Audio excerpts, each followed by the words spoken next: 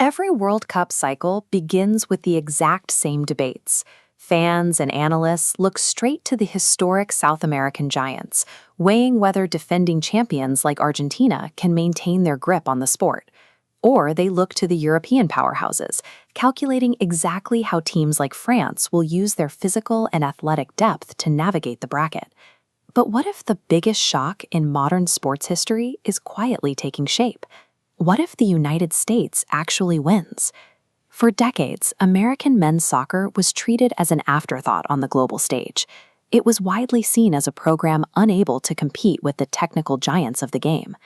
Most observers are still evaluating the U.S. through that lens. They are looking past the overhaul of the youth development system and the new standards for player recruitment.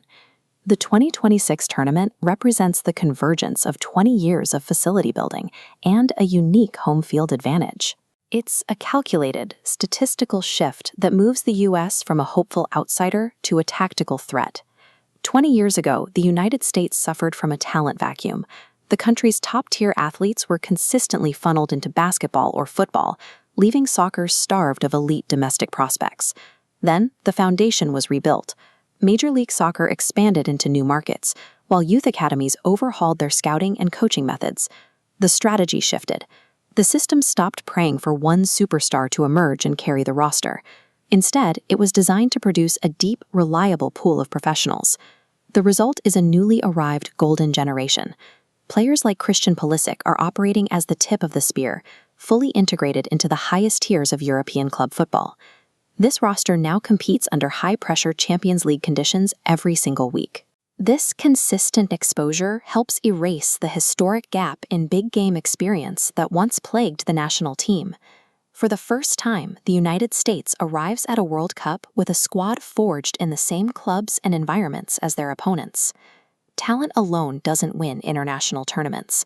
To survive a World Cup, a team requires a unifying tactical system to tie those individuals together.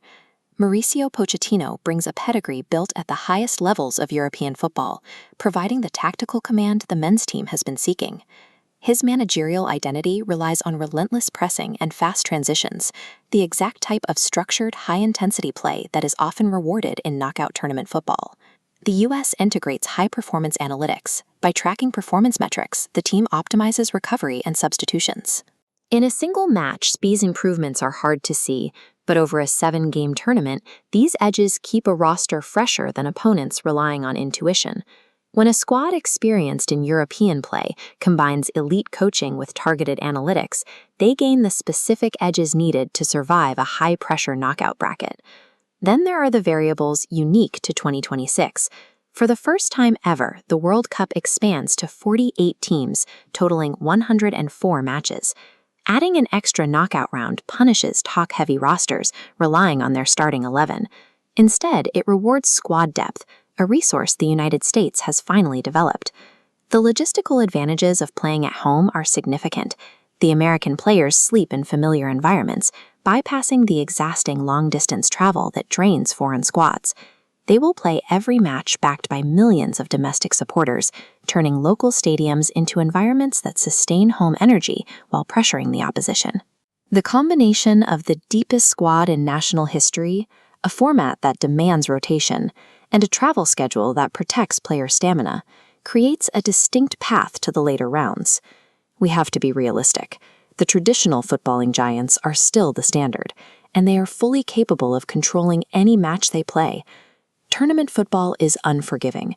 A month of preparation can be undone by a single red card or an unlucky bounce in a penalty shootout. Even with their recent progress, the United States are not the favorites to win when compared to nations with multiple World Cup titles. But the core question is no longer whether a U.S. victory is a far-fetched dream. The question is whether it is now a strategically plausible outcome. Because of the talent pool, the coaching, and the home soil, the ultimate prize is closer to their reach than ever before. Whether they lift the trophy or fall short, the world can no longer view the U.S. as a lucky outsider.